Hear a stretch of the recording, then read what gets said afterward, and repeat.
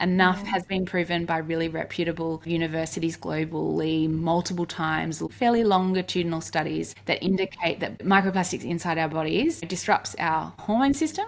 It disrupts our bodies, and we might not necessarily be able to draw the conclusions between that and cancer, or that and autism, or that and the conditions. Like, I understand there's not a direct line yet, but can we all just zoom out and think about it? Like, it doesn't pass the common sense test for me. Like, no, absolutely not. Allowing plastics to be within our bodies, it's disrupting our hormone system. That's the chemical, that's a system within our bodies, particularly women, that balance our chemistry, and our chemistry impacts all kinds of things, our brain, our fertility system. So I can't claim to know that it's causing XYZ, and that's why people say, oh, we don't know enough about this, the research is inconclusive. It's like, it's really scary. It's enough for us to know that it's not good.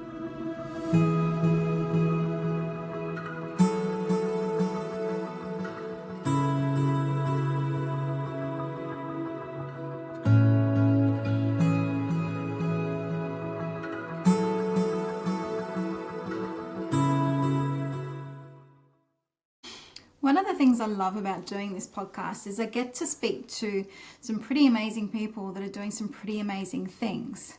Today I had a chat with Georgina Carberry.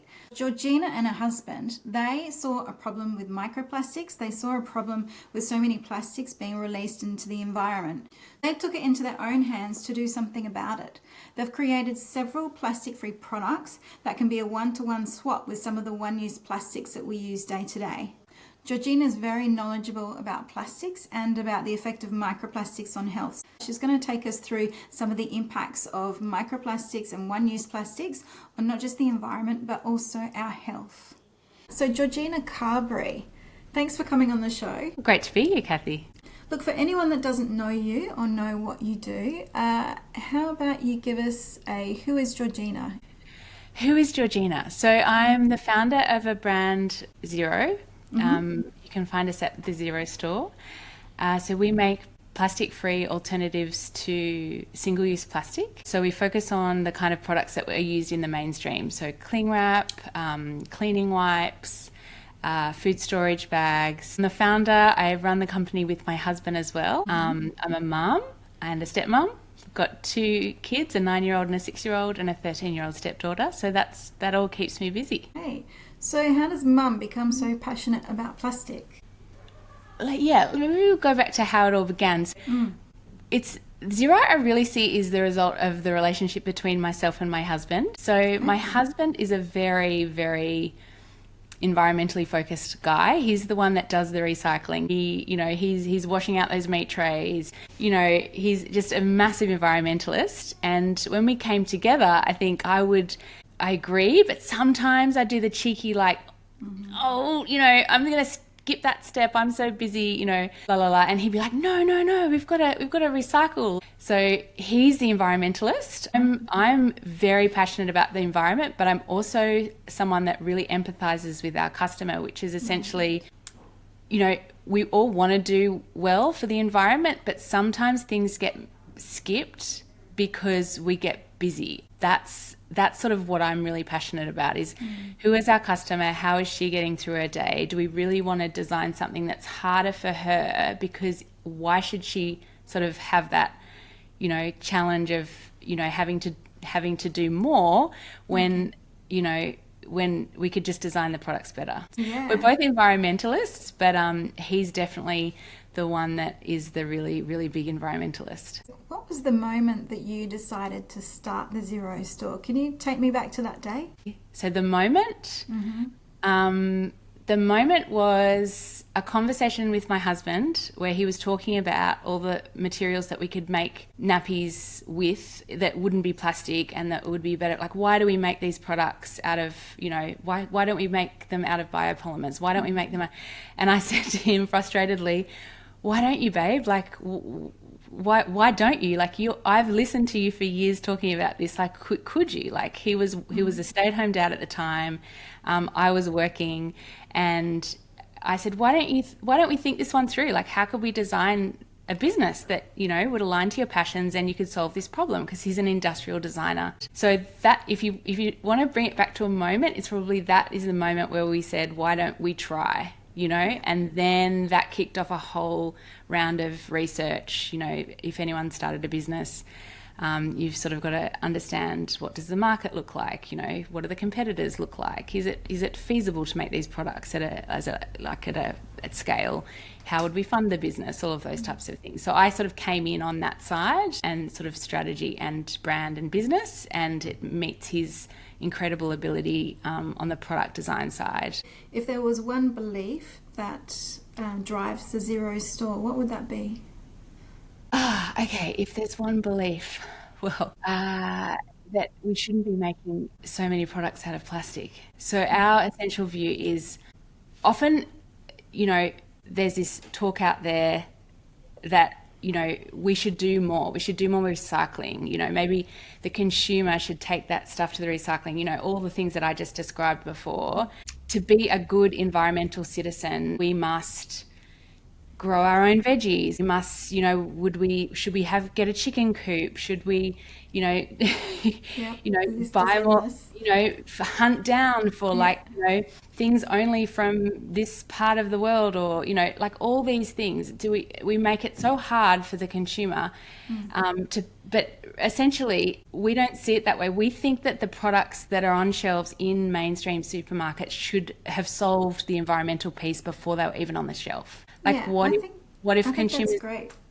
Yeah, and that's sort of the belief. Yeah, and I think that's great. And we were having a chat the other day and talking about this, and I love the way that you said, well, why is it on us? Why is it on us as a consumer to make sure we recycle, make sure we compost, make sure, you know, we've got a lot on our plate. Definitely, we're getting more and more on our plate. And I love how you spoke about putting this onus back on these people or on these companies that profit from it. Well, yeah, I mean, I certainly advocate that, you know, it's a really great practice to recycle. It's a really great practice to sort of grow your own veggies. All these things are fabulous. And the reality is that any consumer motivated to create a better, healthier world will do as much of those things as he or she can do.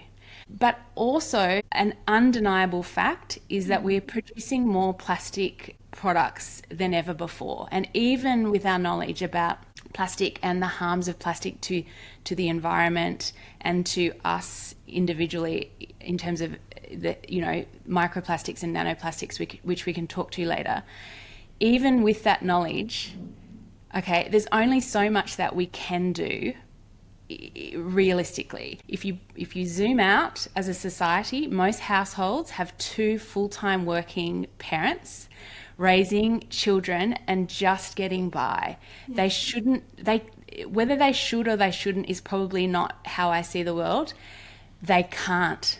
Like, they can't pay more, they can't do more. They're very stretched as it is. And yet we're sort of sucked into this belief that, you know, consumers have to do good to make the world a better place. And our argument is that sort of places a lot of pressure on, you know, mom and dad or whoever it is in the household that's just trying to get through the day, when the reality is that if the decisions were made in the design phases to produce products that didn't have incredibly detrimental impacts to our environment, right?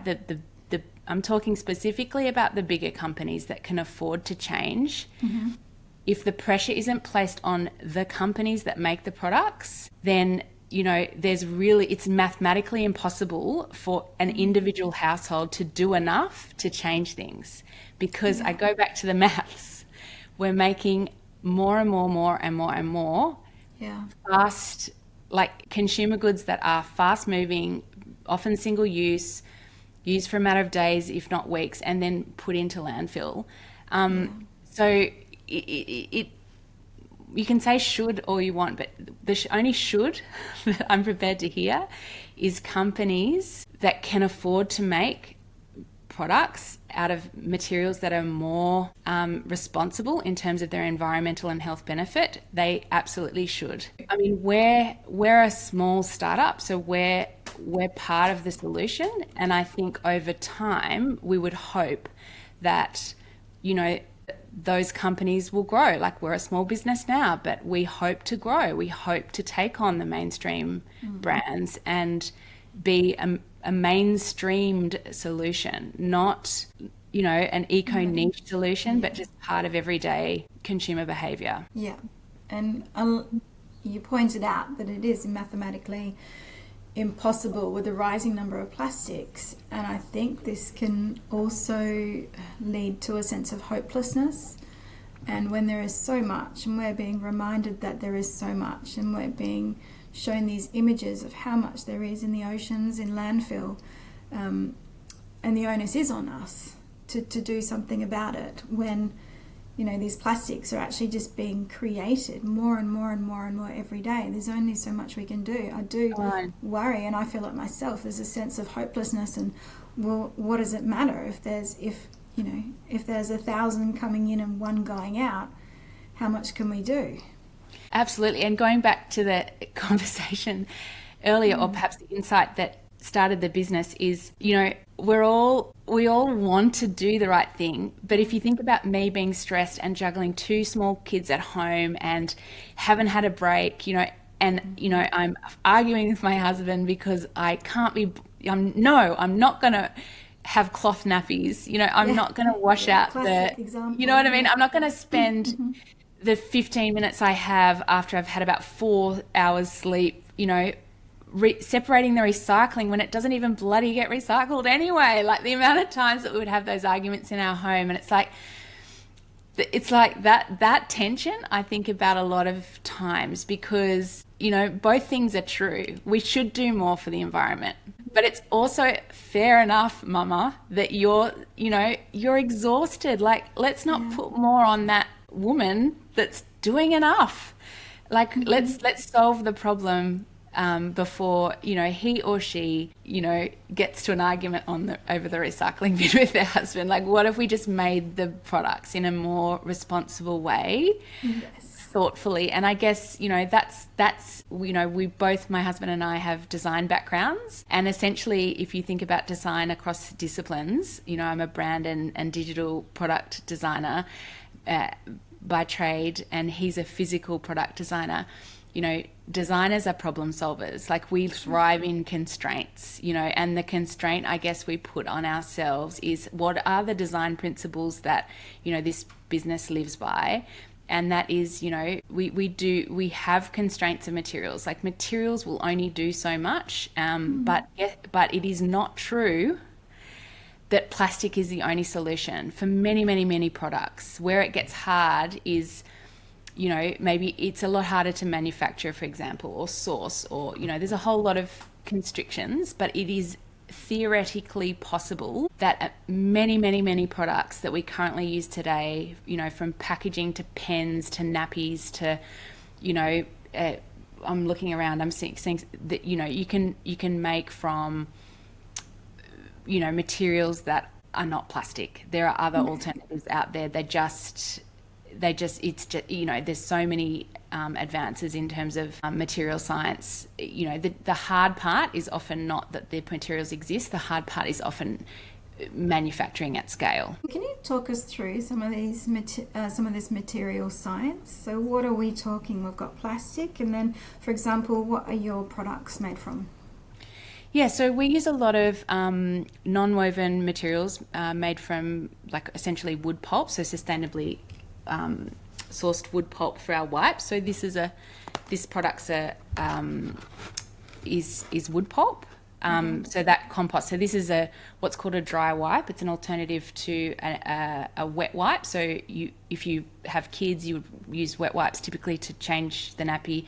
We're making a wet wipe, actually, hopefully released next year, that would look and feel like a wet wipe. It's pre-wet, it sits in a packet, innovated a film that can last on shelves. The R&D on that product's been massive. But right now, this is a product called a dry wipe. So this material, you can add water to it, and it performs in the same way as a wet wipe. The advantage is that it's got there's no kind of chemicals that go near baby's skin, and it can go kind of on the compost, depending on you know, if it's used for a nappy change, for example, you know, you can't compost, but other things like rubbing little people's fingers and faces and things at meal times, that's the perfect product.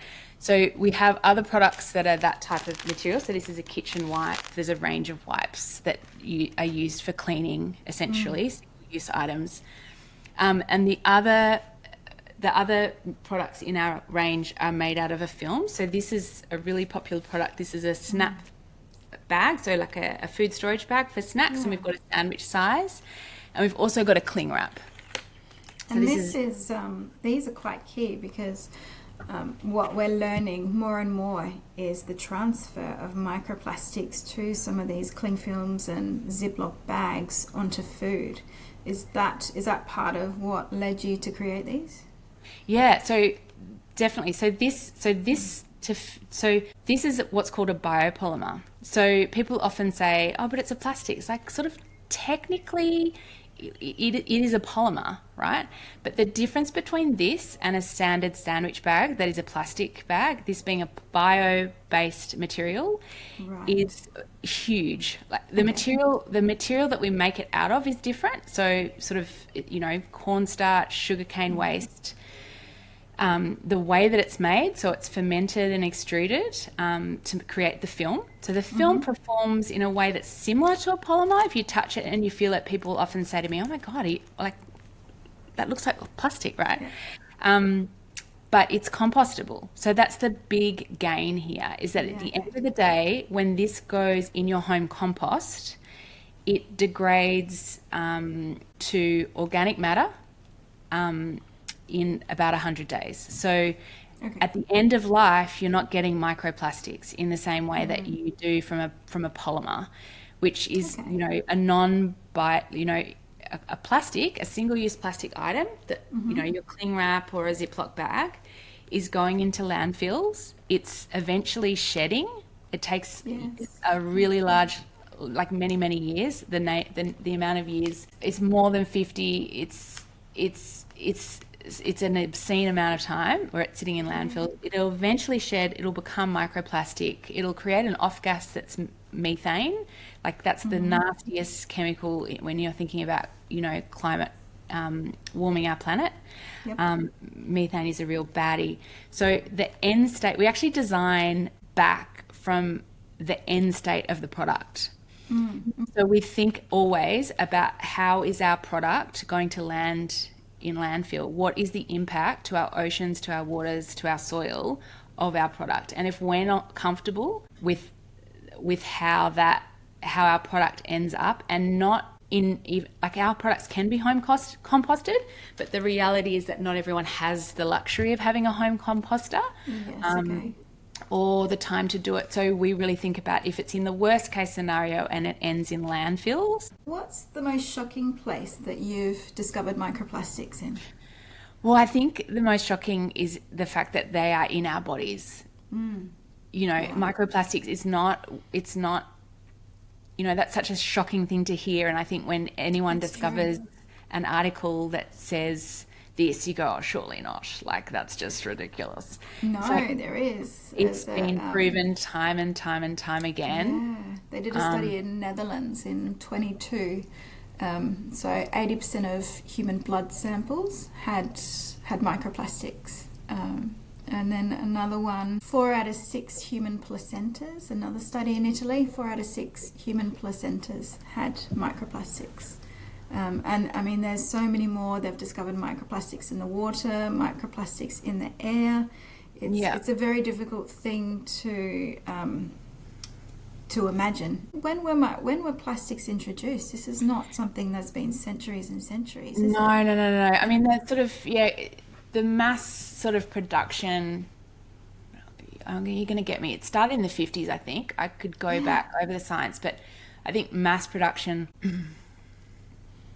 50s, 60s, 70s, and 80s. Already, you know, in this short space of time. Actually, it's a really short space of time, because if you kind of go back, 100 years, 200 years, we're using waxed paper. We're wrapping our meats in entirely different materials where didn't have the same, the grocery system, this mega global system that, is really built on big companies profiting and, consumer convenience. I don't want to say that, I would love us to go back in so many ways, but again, that's not going to happen. The thing that's hard to change is behavior. And so I guess where Damien and I come at this is, let's not talk in shoulds.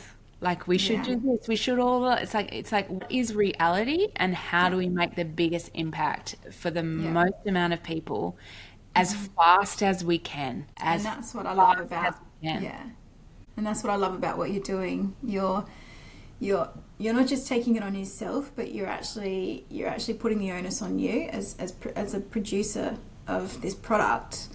Being able to compete with other ones. So you're giving people a choice. Well, you actually, you can have the same convenience that you do every day, but you can just do it in a more environmentally friendly way. So you can just, consumers have that choice. I think what's hard is when you go to the supermarket and that choice, you either don't have that choice or that choice is not convenience.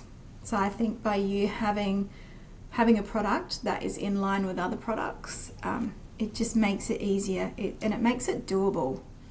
Again, I really empathize with the customer because everything's expensive. The pain at the checkout is real. You can't afford to spend more on environmentally sustainable products. Ours right now. So for example, our cling wrap is $6.90, and for an individual, you can bundle and save, guys. But a typical plastic brand is around that $3.25. So for a cling wrap, for example, we're a little bit more expensive. For other products, we're bang on. This product, for example, this is a commercial product that we're just about to sell into back of house for brands like the Sofitel. So this replaces I'm not going to name the name, but you can probably guess which product this cleaning wipe replaces.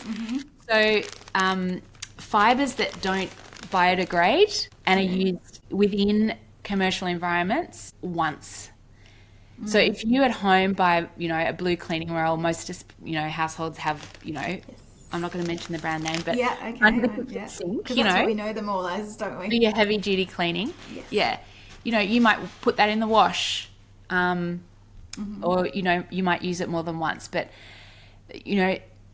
those materials are made out of rayon, which technically is a bio-based material, but they are very chemically laden and they don't biodegrade, so they create a massive waste problem. Whereas ours are again, bio-based, perform, in a very similar function, and yet they're compostable at the end of the day. So, large hotels that have industrial composting facilities can actually put them, resolve the waste on site without creating, again, going back to that discussion around the oceans and how we think about taking the pressure off the waste management system, really designing the problem away earlier up the life cycle, so that we're not creating these massive landfills. We're not allowing our product those landfills are big microplastic, factories. That's how we see. There's so much plastic in landfill, and as it degrades, it takes a huge amount of time. It creates, it and ultimately becomes microplastics. Even recycling plastic creates microplastics. Right, I did not know that. Okay, it's the process. It's the process of it. Okay, and this is why I guess it's in our air and ends up in our water. It's even in our drinking water. 40% of our dust is plastic. That's like crazy. The dust, when you're going and you're having a little clean and it's like... So think how much we're breathing in. Yeah, I mean, we certainly... You spoke about overwhelm before, and I really empathize with that feeling. I think the reality is plastic is all around us, and it's impossible to get away from it without doing yourself, like without becoming an off-grid eco warrior. And God bless you, I wish I could some days. Yeah. But unless you really go to extremes, you're not going to eliminate plastic entirely. But what you can do, I hope, in time with companies like ours, growing and building, large customer bases, is you can reduce the amount of plastic. You can reduce your exposure to it on an everyday, wherever you can, like buying secondhand wooden furniture. We were talking before about, buying less clothes, buying them from, out of natural fibers, for example. It does all add up. So it's not that we're not saying don't do the thing that is going to help you. Particularly, eliminating microplastics from your home is going to have such a health benefit. And it's true that we don't know all that we could know about the impact on our bodies, but we know enough. Enough has been proven by really reputable, universities globally, multiple times, fairly longitudinal studies that indicate that microplastics inside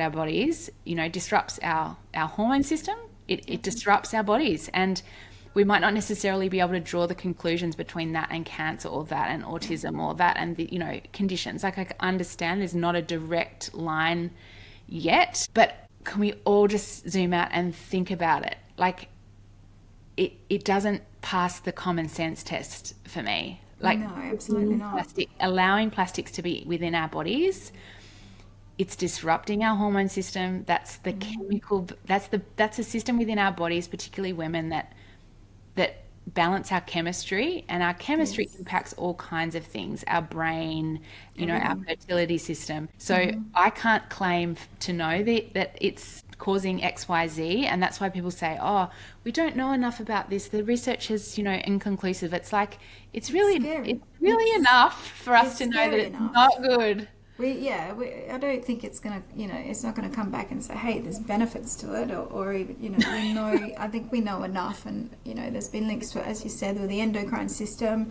inflammation. It's just, I guess it's doing inflammation what we can. is such a funny thing. I mean, we're not health experts, but I really care about my health. But inflammation is a funny one, because often people go, "Oh, inflammation, like that's no big deal." It's like inflammation is your immune's response. It's inflammation is your body going, "Ah!" Like things are not good. Something's not right. Exactly. Your body is in fight or flight because of the chemicals and the nasties that we've just had to live with. Yes. So if you can reduce your plastic, it has obviously an environmental benefit, and more and more people, as people are understanding, it's definitely got a health benefit. Yeah. Okay, so how will you know when you've made a difference? We are so ambitious. We have such big plans that I don't think I'll ever be happy with how much of a difference we're making. But one thing that really impacts me is when I know I've made a difference, or our products have made a difference to someone's life in some meaningful way, and they send us the most beautiful messages. If you're listening to this and you've sent one of those messages, or anyone out there sending a beautiful message, to anyone, it's amazing how it can affect you, because, Kathy, you run a business, I run a business. It's really hard running a business. And when we get these messages from people, it's just, you just go, keeps wow. you going. Yeah, for example, the baby wipe. So this is not our most popular product. This is a baby wipe product. Yeah. And we had this beautiful customer, who wrote in to tell me that, her baba, so who it is popular with, this product, is anyone with a newborn or a really young baby that gets nappy rash. Okay, yeah. Because, wet wipes are really...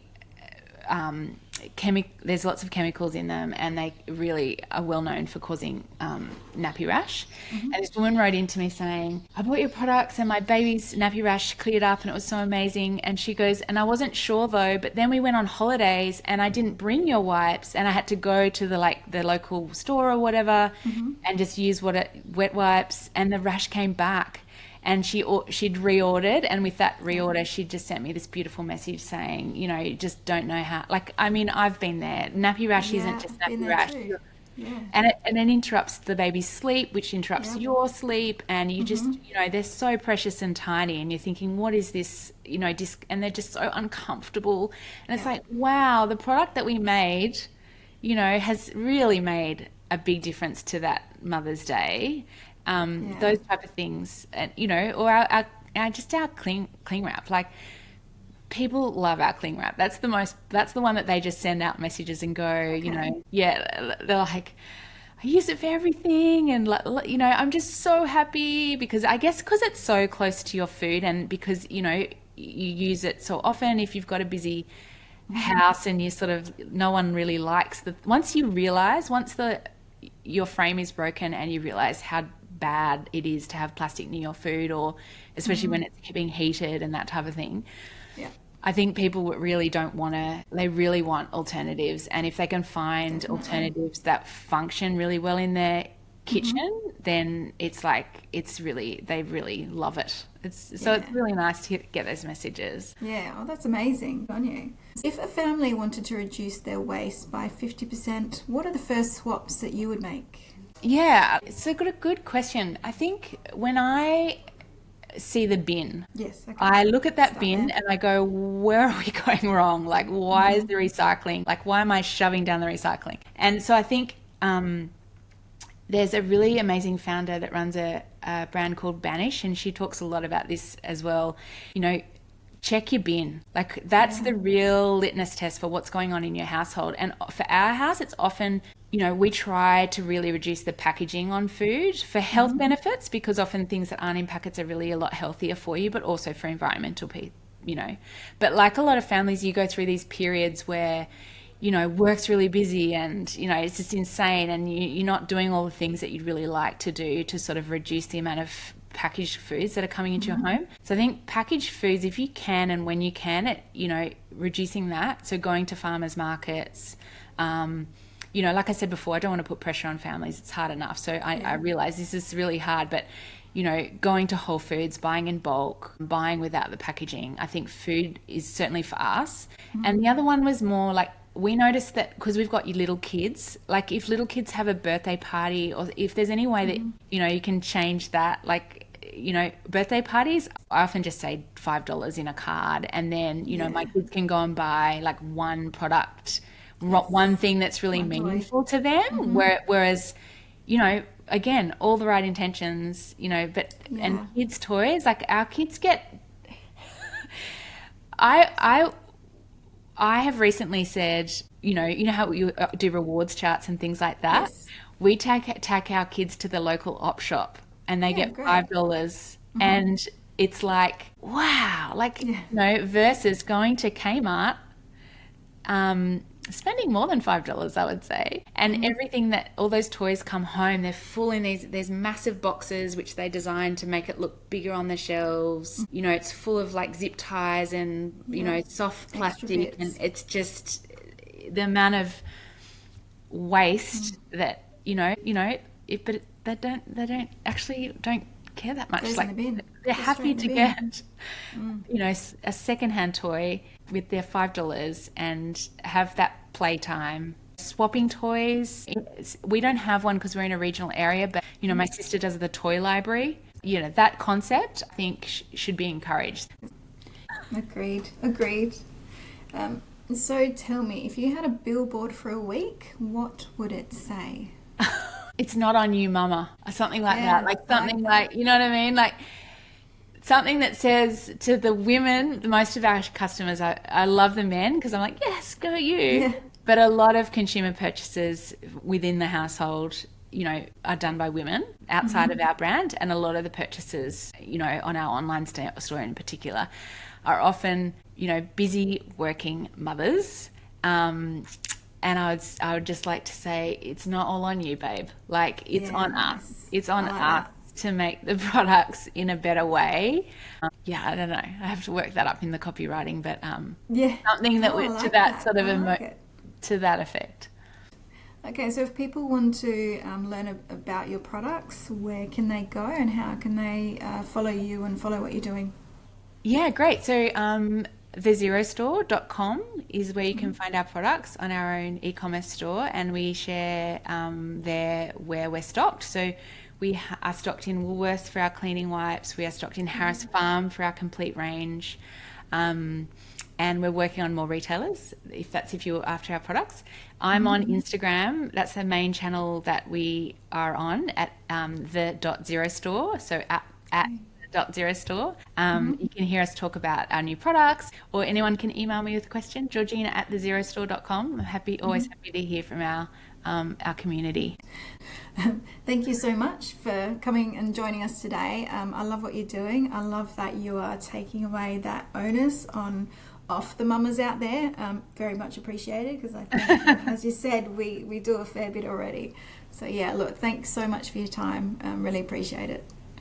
Thank you, Kathy. And just a reminder, guys, that we do have our Goodnessly app. So if you are looking at supporting your health and you're wanting to understand what is in the food that you eat, things like additives, sugar, if you're interested in perhaps organic ingredients, if any of these sort of align with your values, then please download our app. You can create a free account and it'll make your shopping and clean eating a lot easier. Thanks, guys.